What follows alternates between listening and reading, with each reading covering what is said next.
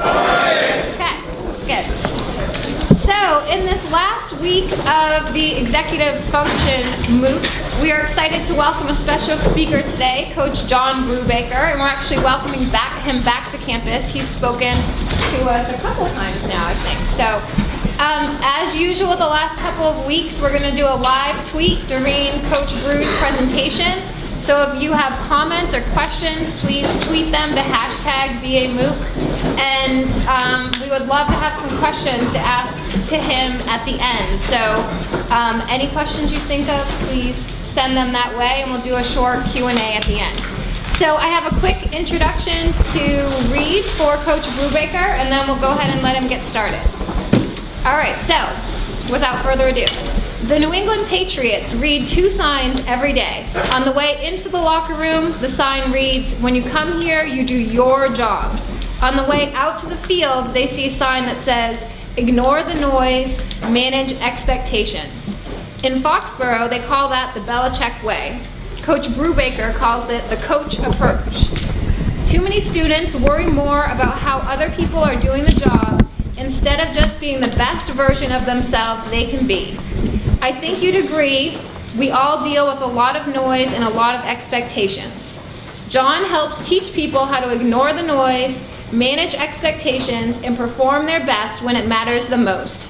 He's written 2 award-winning books on leadership performance, The Coach Approach, and his most recent book, Seeds of Success, which just won the 2013 Business Book of the Year at the Hollywood Book Festival, and is in the process of becoming a movie. Congratulations on that as well. So here to talk to us about what people do who perform at a high level is Coach John Brubaker.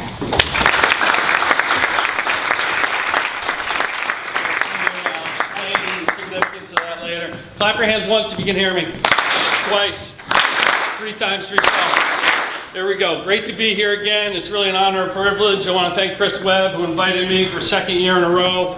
And I can't tell you how excited I am because it's a special place. Whether you realize it or not, in the dead of winter here in Maine, it's a real special place.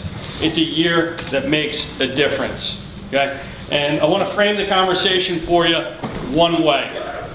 I know you've been sitting around in class and meetings all day, so I want to ask you to stand up. Okay, spread yourselves out a little bit. To stand up, I need you to get arm's length away from each other if possible.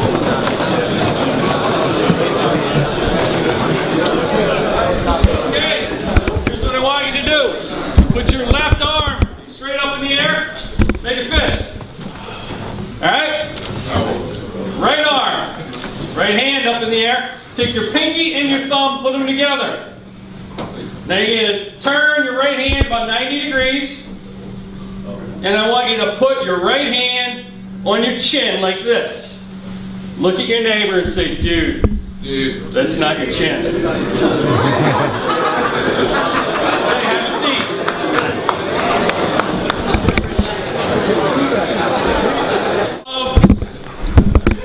Leading by example. People are going to follow what you do more than what you say. What did I tell you to do? Put it in your chin. What did I show you how to do? Put it in your cheek. What did you guys, almost all of you, do? Put it in your cheek. Okay? So, best way I can frame our conversation about leading by example is this. An example gone wrong. As a college coach for 12 years, I know some of you heard this last year.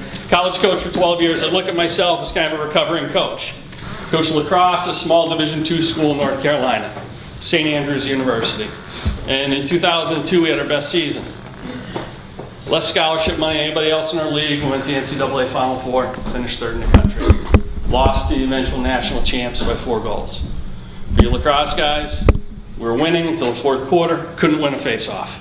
Lost basically because of the 4th quarter. So it's about how you finish.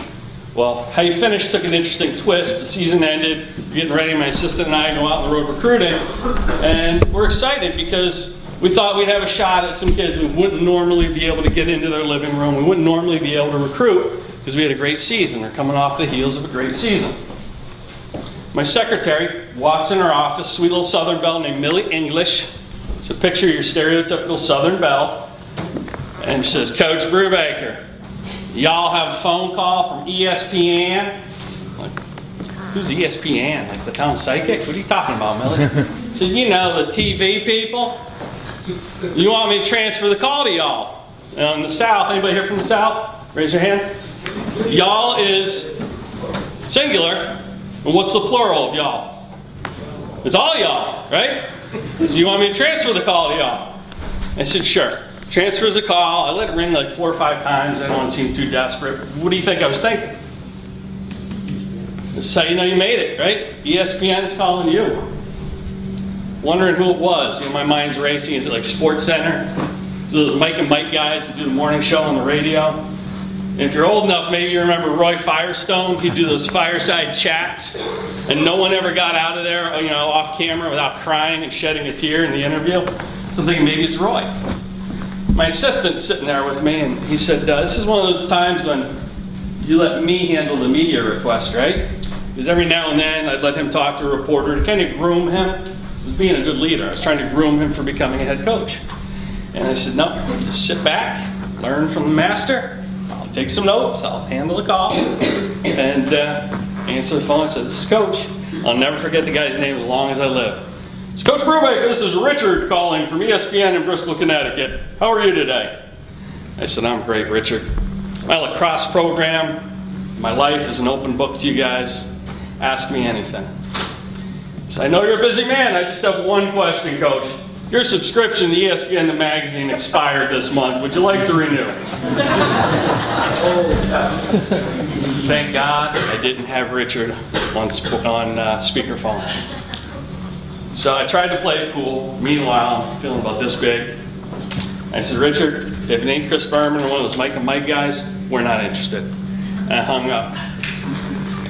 I looked at Jeff. I said, Jeff, you'll excuse me. I step out of the office for a minute. I step out of the office. I step out of the building. Stepped out of my mind. And I'm just thinking to myself, what the hell am I doing? You know, that's not leading by example. That's not leaving your ego at the door. You know, I was resting on what we already did as opposed to focusing on what's next. So part of my talk today for you guys is, you've all accomplished great things. Most of you, I'm sure, are recruited student athletes. You're going to play at the next level. You can't rest on what you did. You need to focus on what's next. Okay? You need to learn a concept called delayed gratification. Okay? So what I need are 4 of the most competitive people at this school. 4 students. So I just need 4 students who think they're the most competitive people at this school. Okay? Don't everybody jump up at once, but come up here on stage if you think you're one of the most competitive people at this school.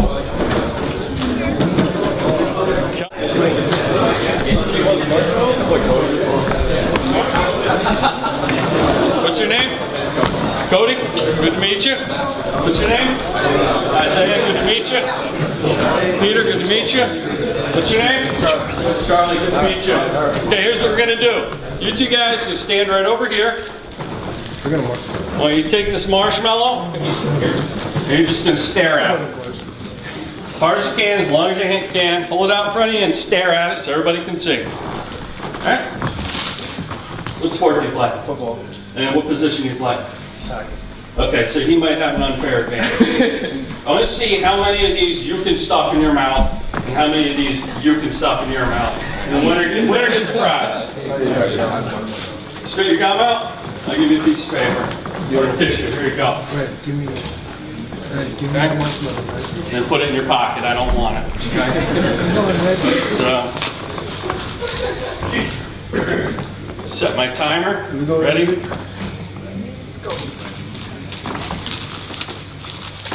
Who's counting? 1, 2.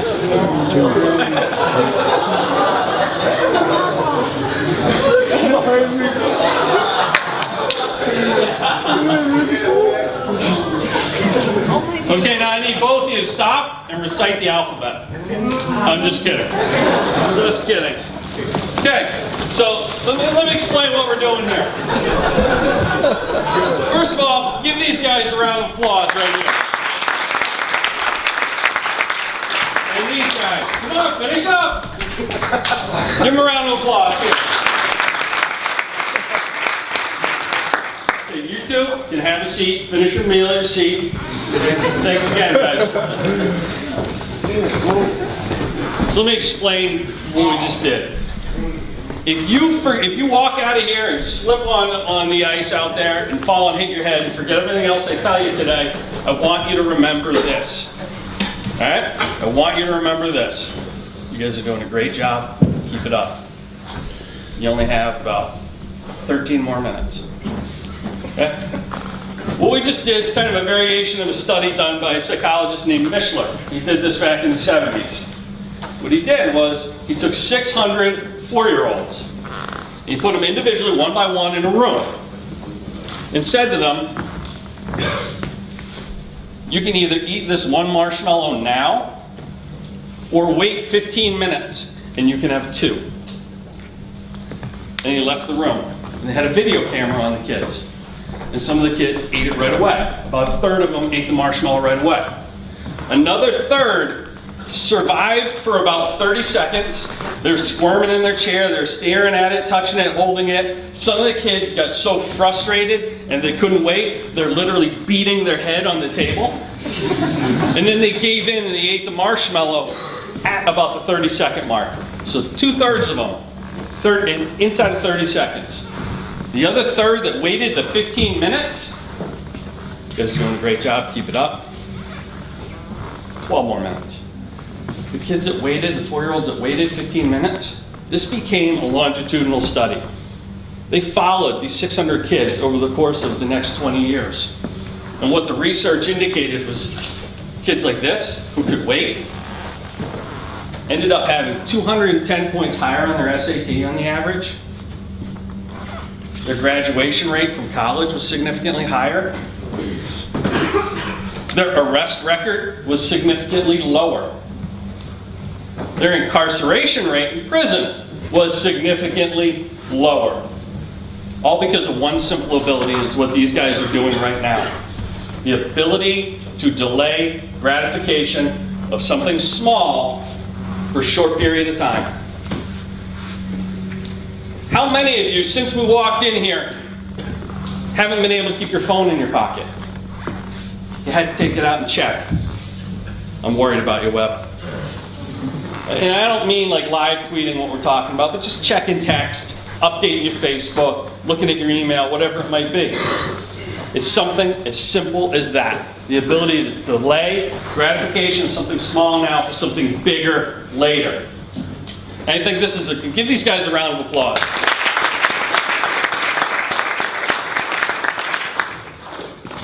So, true to my word, you guys get 2. You can stop staring at it now. You get 2. Have a seat, fellas. Thanks again. The year that makes a difference. You guys are all here for a reason. You chose to delay doing something else to come here and become better prepared. Kind of take one small step now to take a big step a year later. But there's going to be some things that kind of derail you and sidetrack you a little bit if you're not careful. Decisions you make, people you associate with, influences, right? Okay, so now what I need 2 volunteers. John Hunt was kind enough to volunteer to be one of the people. And he is a very, very patient man. So he'll have no trouble doing what we're going to ask him to do. Wouldn't you all agree Coach Hunt's a patient man? Okay? Fairly trusting soul, right? Sees the good in people. Now what I need for this other person, this is a very dangerous job, by the way, John. This other person we have to select is going to be somebody, where are we here? It's going to be somebody who has kind of the balance and the agility of a world-class wrestler and the hand-eye coordination of a surgeon. Where are you? Still you. Where are you? Come on down. Come on down. Give him a round of applause. Let's go. Coach Hunt. Yes. It's go time. I need you, see where that little circle is right there on the floor? Lay down right across here on that circle. Horizontally, east to west. There we go. You're righty or lefty? We're right. Okay, so you need to swing around. John, swing around. There we go. So what we're, keep going, another 90 degrees. He doesn't teach math, does he? So what we're gonna do, what's your name again? And Leach. Andy, coach, you are going to hit a golf ball out of Coach Hunt's mouth. So you guys up there in the balcony, you don't need to fear a thing. This is one of those really soft kind of rubber balls. It won't hurt you. You can catch it. Okay, let's see who can catch it up there. All right. This is brand new. It's fairly, I wouldn't say it's sterilized, John, but close enough. Okay? You're going to hold that in your mouth. All right? So here's what we need to do. Those reading glasses, what kind of glasses you have? I've got, I have a problem with my eyesight. I Awesome. But I can handle it. Fairly weak, yeah. Okay, so here's what I need. I need somebody's glasses who's a fairly strong prescription. You got some Coke bottles over there? Can we borrow your glasses? There you go. Right up here. Put your glasses down there. Okay, just thank you. Come on over here, Coach. All right. There we go. So, yeah, take a few practice swings away from him. Watch the TV. Okay. TV. So, I'm ready. now here's what we need. All right? We need to add a variable because I think this is too easy. You're his assistant, right? Yes, that's correct. Okay, this is too easy. You want to be the head coach, by the way? No, I'm good. I'm good. Sure? Good, okay. So, let's complicate matters a little bit. Remember I said, world-class balance, hand-eye coordination with surge. I need you to stand on this Swiss ball, okay? Stand on this Swiss ball, coach. All right? You realize how big I am, right? I do. Yeah. It's right. okay. Okay. Hey, Coach Isaac, can you kind of help him brace himself here? What? Oh boy. Oh. Okay. You tee that up for me? Can you tee that up for me? Let's do this. Yeah, I want you to hold it. I'm going down. So how are your eyes right now? Not Coach? good. Not good. Not good.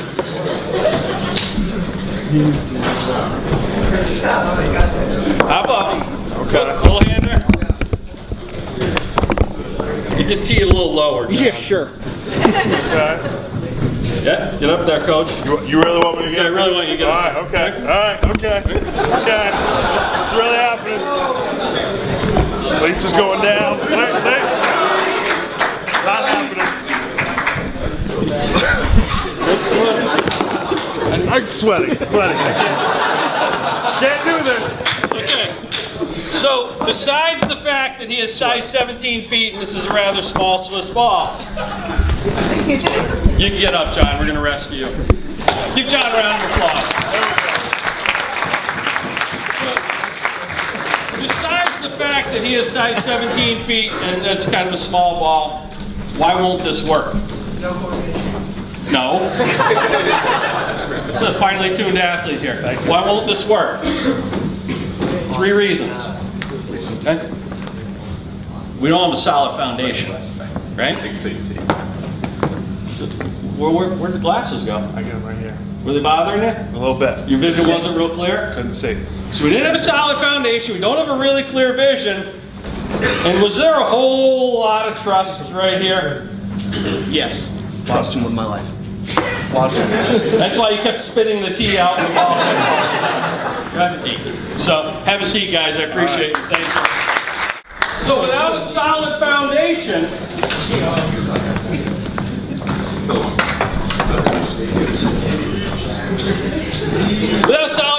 you guys really have nothing here, right? See, here's the kicker. Bridgeton will give you what they can of a solid foundation. But it's a two-way street, isn't it? I like to use the expression, you have to be an active participant in your own rescue, whatever that is. I do a lot of executive coaching and consulting now, and it's typically what I will tell a client or an organization. You've got to be an active participant in your own rescue. They're not going to do it for you here. It's a two-way street, and you've got to have a clear vision. Without a clear vision, things could go really wrong, right? Right, Coach Hunt? So I think it's a good metaphor for what we're talking about here. Who you associate with can have life-altering consequences for you.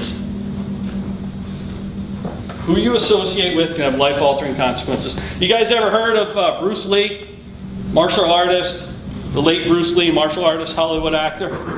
Okay. Bruce Lee had a son, Brandon Lee. Brandon Lee used to follow his dad on the set of the movies he was filming, and he trained with him and learned how to become a martial artist. How'd Bruce Lee die? Anybody know? He died on the set of a movie he was filming. A few years later, Brandon Lee makes it to Hollywood. What happens to him while he was filming the movie The Crow? Died on the set. He got shot. They thought it was a blank. He got shot on the set of a movie he was filming, just like his dad that he looked up to and he idolized. You guys ever heard of another actor named Chris Farley? Chris Farley worshipped John Belushi. Wanted to be just like him. Modeled his comedy sketches, his physical appearance, his delivery, everything after Belushi. He'd sit backstage on the set of Saturday Night Live and literally just take notes. Take notes of how Belushi was doing his thing on camera. How'd John Belushi die? Overdose. Cocaine overdose in a hotel room, age 33. Fast forward 12 years. Chris Farley makes it on to Saturday Night Live. Just like his mentor. 12 years later, Chris Farley dies age 33. in a Hotel room. From a Drug overdose. yeah. Careful who you hang out with, right guys? Life-altering consequences, the kind of vision you put in your head. Same thing with Elvis. He worshipped his mother. He'd call her every day. Call her every day as an adult. She died of a heart attack at age 42. How old was Elvis when he died? From a heart attack, 42. Okay. So you have to have a clear vision. You've got to believe in yourself when no one else does, as opposed to having negative influences upon you. You guys ever heard of Jim Carrey? Jim Carrey is a failing actor for years, in the 80s and 90s. His family basically sold everything and drove out to California so he could try and have a career, have a go at acting. And he and his dad were living on the back of a station wagon. They're homeless. He's a failed actor for a number of years. Failed actor. And after getting rejected and all these auditions he went on, he'd drive up into the Hollywood Hills and just watch the sunset. And he just kept telling himself, talking to himself, telling himself, I'm going to be a major motion picture star. I'm going to be a major motion picture star. You guys are all in this story, by the way. What are you telling yourselves each day? What are you telling yourselves? So he kept telling himself that. And then one day, after just absolute, he thought he killed it. And they just cut him and said, you're done. We'll call you. Don't call us. We'll call you. He thought he did a great job. They didn't. He had no money in his wallet. He takes out his checkbook, sitting there watching the sunset in his station wagon. He writes himself a check for $12 million. In the memo section of the check, he wrote for acting services rendered. And he post-dated that check 5 years. This is in 1990, and he post-dated in 1995. Fast forward 5 years to that day, his father dies.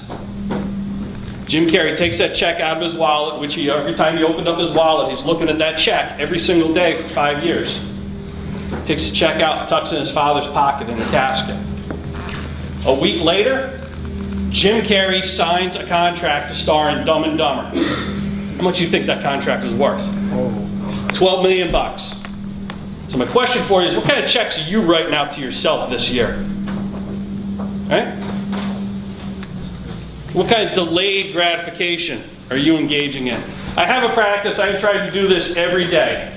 I try and turn down one small request every day. Somebody offers me a cup of coffee. I might want a cup of coffee, but I'll say no. No, thank you. It's just a small act. It's just a little thing.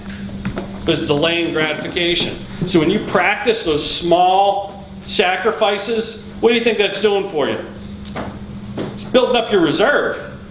So when you need to make a big sacrifice, you've got the emotional energy available to do that. I think people that perform at a high level and enjoy what they do have 5 abilities. And this is what we're going to dive into now. And I kind of gave you the appetizer and the salad. This is the entree. They have 5 abilities. And the first one's accountability. You guys have a schedule you have to adhere to, right? Every day. You think it's tough some days? Yeah, it's tough, right? What are you telling yourself? Okay? This is all an audition for college. You think this is hard? Wait till you get to college. The difficulty level is going to go up exponentially. But the ability not just to hold each other accountable, whether it's on your team, in your dorm, in your classroom, but to hold yourself accountable is huge. To hold yourself accountable. Okay? Part of that is time management. I think that's a big part of it. I spoke to half a dozen different people who work here and at other boarding schools. I said, what's the biggest, if you had to prioritize what students need to master above and beyond anything else, what would it be? Invariably, every single one of those people said time management. Okay? So time management it's kind of the foundation. We talked about having a solid foundation. That's your foundation for everything you do. It's how you manage your time, your energy, what you choose to do versus don't choose to do. So I think we get pulled in a lot of different directions. And one of the challenges that we have, can I borrow a folding chair right here? One of the challenges we have, I think you guys would all agree, is distraction, right? It's distraction. Talked about checking text, pulling out your cell phone. You know, maybe it's flipping the TV on when you should be opening a book. You have distractions. And that could be the death of you if you're not careful. You guys ever watch a lion tamer at the circus? Why is a lion tamer at the circus so effective?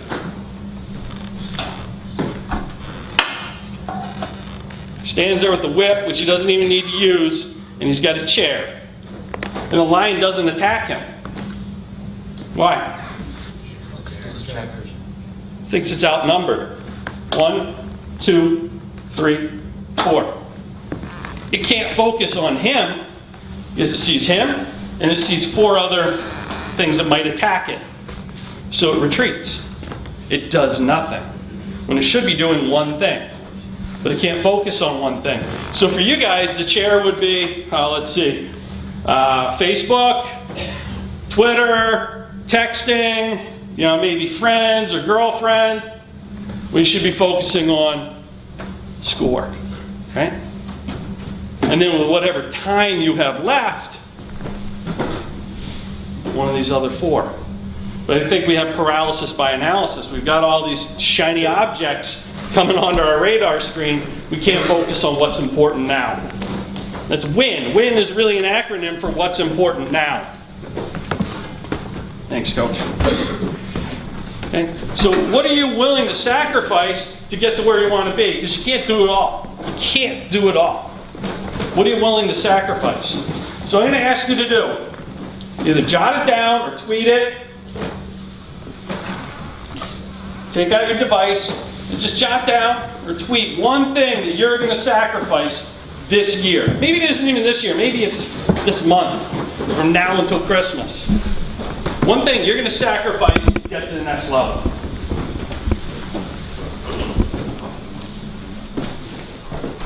Got it?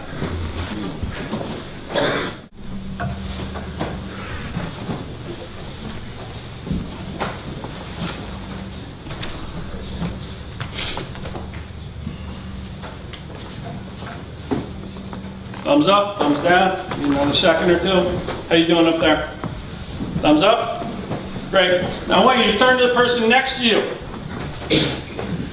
They have a new name today. The person next to you's name is accountability partner. You are going to share with the person next to you what you're going to sacrifice or give up to get to the next level, to achieve your next goal. And they're going to hold you accountable. So just exchange information with one another. And if you don't have a partner, just kind of wander around and one of us will find you and we'll be your accountability partner. You got 30 seconds, ready, set, go. You may not think is possible. Coach Isaac is going to eat fire. Yes. There's the fundamentals of eating fire. aren't all that different than the fundamentals of executing on the playing field, executing in the classroom. What it involves is you just have to act a little different than you feel. You just have to act a little different than you feel. And the fundamentals are as easy as ABC. It's go time, coach. You ready? So if you guys have video cameras, you want to capture this on video, tweet it, whatever you want to do. Way ahead of you. This will be fun. It's a life-changing experience for Coach. What Coach doesn't realize is, where's Mrs. Coach Isaiah? She doubled his insurance policy this morning. So Coach, what you're going to do, ABC. It's really this simple. A, act different than you feel. Did you wake up this morning and say, gee, I really want to eat fire? I want to take a 1-foot flame that we're going to put on this torch and I'm going to jam it in my mouth and swallow it. I thought about that since Monday. Yeah. You've been thinking about it? Okay. So you got to act different than you feel. You need to breathe big. So what you're going to do is you're going to tilt your head back, nose to the ceiling. Okay? We're going to light this up, acting different than we feel. We're going to take a deep breath in. You're going to inhale. Okay? And then you're going to take the torch, and you're going to do a dry run right here. And you're going to just commit big. That's the C. You're going to commit big. And you're going to hold it in your mouth for 5 seconds. We'll count for you. 1, 2, 3, 4, 5. So what are the 3 steps, Coach? 1, 2, 3, 4, 5.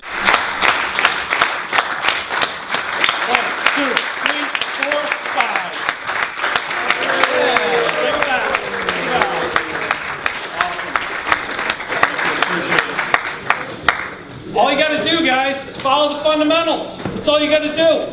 Fundamentals of eating fire are the same as the fundamentals of being a good student. The fundamentals of executing a full court press on the basketball field. It's all about the fundamentals. You talk to any professional athlete, their coach, their psychologist, whatever it might be, when they're in a slump, there's a manager at Johnson & Johnson, and he used to just go around the building every day. He'd have this, just this card full of stickers he'd keep in his pocket. He'd just be putting stickers on people. You know, if he caught them doing something right, caught them doing something well, somebody went above and beyond the call of duty, finished something inside of a deadline that they didn't think was possible, he'd give them a sticker, and the sticker said DWD on it. DWD. He'd just stick it right on their shirt. And DWD stands for damn well done. Damn well done. And it's a little thing, but you'd see people's eyes light up because they got a sticker. Coincidentally,